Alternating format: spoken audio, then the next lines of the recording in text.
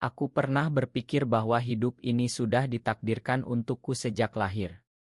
Sebagai omega yang lahir dengan kelainan langka, tanpa head yang normal, tanpa feromone yang kuat, hanya aroma samar yang tak pernah menarik siapapun, aku dianggap cacat oleh masyarakat kita di Pulau Jawa ini. Omega seperti kau tak pantas dicintai, kata ibu tiriku suatu hari, suaranya dingin seperti angin malam di sawah saat musim hujan. Aku hanya diam, menunduk, karena apa yang bisa kulakukan. Di dunia ini, alpha adalah raja, beta adalah mayoritas yang biasa, dan omega seperti aku. Hanya beban. Hari itu, semuanya berubah. Aku sedang berjalan pulang dari pasar di Yogyakarta, membawa keranjang berisi sayur mayur untuk makan malam keluarga. Jalanan ramai dengan motor dan becak, aroma sate kambing dari warung pinggir jalan bercampur dengan bau tanah basah setelah hujan deras. Tiba-tiba aku merasakan tatapan yang membakar. Bukan tatapan biasa, tapi yang membuat bulu kuduku berdiri. Aku menoleh, dan di sana dia berdiri, Rangga Wijaya, alpha terkuat di kota ini, pemilik perusahaan properti besar yang menguasai separuh tanah di Jogja.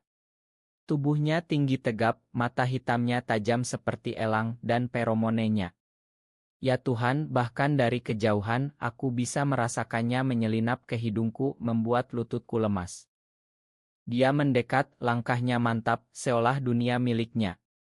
Kau siapa? Tanyanya langsung, suaranya dalam dan berwibawa, tapi ada nada penasaran yang tak biasa untuk seorang alpha seperti dia.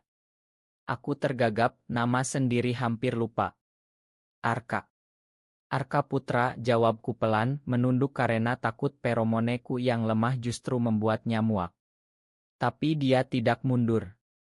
Malah matanya menyipit, menghirup udara di sekitarku. Aromamu aneh, manis tapi samar. Kau omega. Aku mengangguk kecil, siap mendengar ejekan.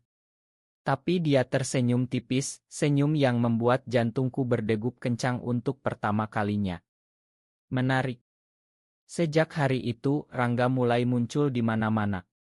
Di pasar, di masjid kecil dekat rumahku saat aku sholat maghrib, bahkan di warung kopi tempat aku bekerja paruh waktu sebagai pelayan. Dia tidak pernah bicara banyak, hanya memesan kopi hitam dan duduk berjam-jam, matanya tak lepas dariku. Teman-temanku sesama beta dan omega biasa berbisik-bisik.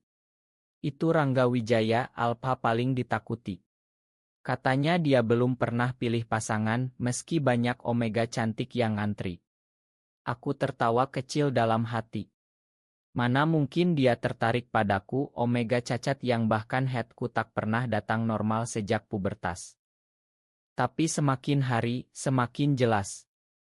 Dia mulai mengajakku bicara. Pertama tentang cuaca, lalu tentang keluargaku. Aku cerita sedikit demi sedikit, tentang ayah yang meninggal saat aku kecil, ibu tiri yang tak pernah benar-benar sayang, dan bagaimana aku selalu sembunyi dari dunia karena takut dicemooh. Rangga mendengar dengan serius, tangannya mengepal saat aku cerita tentang bullying di sekolah dulu. Mereka bodoh, katanya suatu malam, saat kami duduk di tepi sungai Code, angin malam meniup daun-daun kelapa. Kau bukan cacat. Kau spesial. Kata-katanya membuat dadaku sesak. Untuk pertama kali, ada alpha yang melihatku bukan sebagai beban, tapi sebagai manusia. Hubungan kami mulai tumbuh pelan, seperti padi di sawah yang butuh waktu untuk hijau. Rangga mengajakku makan di warung soto dekat Malioboro, membayari tanpa aku minta, dan selalu melindungiku dari tatapan curiga orang-orang. Di masyarakat kita, alpha dan omega memang ditakdirkan berpasangan, tapi omega seperti aku biasanya diabaikan, bahkan dijauhi karena dianggap tak bisa beri keturunan yang kuat. Tapi Rangga tak peduli. Dia bilang, aku tak butuh omega sempurna. Aku butuh kau. Malam itu, saat kami berjalan pulang, tangannya menyentuh tanganku untuk pertama kali. Hangat, kuat, membuatku gemetar. Aku takut, tapi juga bahagia. Apakah ini nyata? Seorang alpha terkuat mengejarku, Omega yang semua orang bilang tak pantas dicintai. Hari-hari berikutnya terasa seperti mimpi. Rangga semakin intens. Dia mengirim mobil jemput aku pulang kerja, meski aku bilang tak perlu. Aku tak mau kau capek, katanya tegas, matanya penuh perhatian yang belum pernah kurasakan dari siapapun. Kami mulai menghabiskan waktu bersama lebih sering. Dia ajak aku ke Candi Prambanan saat senja, cahaya matahari jingga menyinari batu-batu kuno, dan kami duduk di rumput, bicara tentang mimpi. Rangga cerita tentang masa kecilnya, bagaimana dia bangun kerajaan bisnis dari nol setelah orang tuanya bangkrut. Aku alpha, tapi aku juga pernah lemah, katanya, suaranya rendah. Aku tersentuh karena untuk pertama kali, dia tunjukkan sisi rapuhnya padaku. Feromonenya semakin sering memengaruhiku. Meski aromaku lemah, setiap kali dekat dengannya, tubuhku bereaksi aneh, hangat, gelisah, tapi menenangkan. Dokter pernah bilang kelainanku membuatku tak bisa head normal, tapi dengan Rangga, rasanya seperti ada sesuatu yang bangun di dalam diriku. Kami belum pernah lebih dari pegang tangan, tapi tapanya saja sudah cukup membuatku merona. Tapi tak semua indah. Keluargaku mulai curiga. Ibu tiri bilang jangan mimpi terlalu tinggi, Arka. Alpha seperti dia pasti cari omega ertilitas tinggi, bukan seperti kau. Saudara tiriku, seorang beta, bahkan mengejek terang-terangan. Kau yakin dia serius? Mungkin cuma kasihan. Kata-kata itu menyakitkan, tapi aku coba abaikan. Rangga bukti dengan tindakannya. Dia datang ke rumahku, sopan salam pada keluarga, meski ibu tiri cuek. Konflik pertama muncul saat teman Rangga, seorang alpha lain bernama Dimas, mulai muncul. Dimas adalah sahabatnya sejak kecil, juga alpha kuat yang membantu bisnis Rangga. Suatu hari, saat aku dan Rangga makan di angkringan, Dimas datang. Tatapannya pada Rangga aneh, penuh. Apa ya? Kecemburuan. Rangga, kau serius sama Omega ini? Tanyanya lantang, membuat orang-orang menoleh. Rangga menegang, feromonenya melonjak, membuat udara terasa berat. Itu urusanku, jawabnya dingin. Dimas tertawa sinis. Dia cacat, bro. Tak ada head, tak ada feromone kuat. Kau alpha terkuat, pantas dapat yang terbaik. Aku menunduk, air mata hampir jatuh. Rangga bangkit, tangannya gemetar marah. Diam, Mas. Arka lebih baik dari siapapun. Mereka bertengkar hebat malam itu, dan aku pulang sendirian, hati hancur. Apakah Dimas benar? Apakah Rangga akan sadar dan tinggalkan aku? Tapi keesokan harinya, Rangga datang dengan bunga mawar merah dari kebunnya sendiri. Makan Dimas. Dia tak paham. Kami baikan dan hubungan semakin dalam. Rangga mulai cerita tentang rencana masa depan, bagaimana dia ingin aku pindah ke rumahnya, hidup bersama. Aku tak peduli apa kata orang. Kau milikku. Kata-katanya membuatku bahagia, tapi juga takut. Di masyarakat konservatif seperti kita, pasangan Alpha Omega cacat seperti ini pasti dicibir. Suatu malam, saat kami di rumah Rangga yang besar di pinggir kota, dia peluk aku erat. Arka, aku cinta kau. Itu pertama kalinya dia bilang. Aku menangis dalam pelukannya, rasanya dunia milik kami berdua. Tapi di balik kebahagiaan itu aku mulai curiga pada Dimas. Dia sering muncul, bicara sendiri dengan Rangga, dan tatapannya padaku selalu dingin. Cinta kami semakin kuat, tapi badai mulai datang. Rangga mengajakku ke acara keluarga besarnya di Bali, tempat asalnya. Pesawat mendarat di Denpasar, udara tropis penuh aroma bunga Kamboja menyambut. Rumah keluarga Rangga megah, dengan iau sawah terasering yang hijau. Keluarganya ramah, tapi aku lihat tatapan ragu dari ibunya. Kau Omega, tanyanya pelan saat kami bicara berdua. Aku mengangguk, dan dia tersenyum tipis. Rangga keras kepala. Semoga kau bahagiakan dia. Di sana, kami semakin dekat. Rangga tunjukkan sisi romantisnya, ajak aku jalan di pantai Kuta saat matahari terbenam, ombak bergulung lembut. Kau buat aku gila, Arka, katanya, cium keningku pelan. Aku bahagia tak terkira. Tapi saat kembali ke Jogja, masalah muncul. Dimas mulai lebih agresi. Dia hubungi aku langsung, minta ketemu. Ada yang harus kau tahu tentang Rangga, katanya misterius. Aku tolak, tapi dia datang ke tempat kerjaku. Rangga cuma pakai kau untuk balas dendam pada keluarga. Dulu ada Omega yang ditolak karena cacat, dan Rangga janji akan buktikan bisa cintai yang seperti itu. Aku tak percaya, tapi benih keraguan tertanam. Rangga semakin posesi. Dia marah saat aku cerita tentang Dimas. Jauhi dia, bentaknya, feromonenya membuatku takut.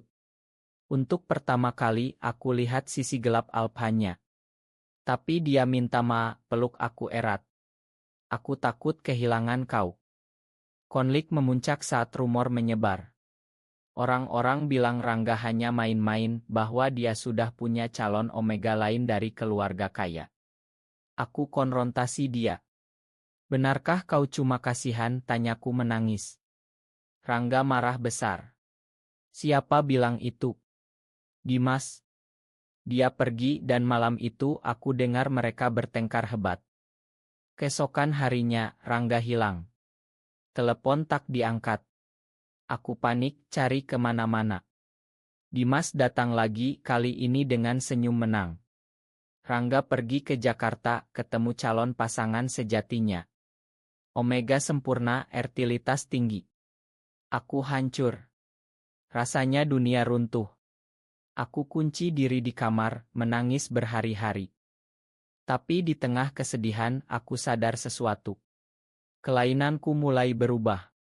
Tubuhku panas, aroma kuat untuk pertama kali, headku datang, dipicu oleh ikatan dengan Rangga. Tapi dia tak ada. Hari-hari tanpa Rangga terasa seperti neraka. Head pertamaku datang ganas, membuatku lemah, tubuh panas membara, feromone samarku kini kuat, menarik perhatian alpha-alpha lain di sekitar. Tapi aku tolak semua, kunci diri di rumah kecilku.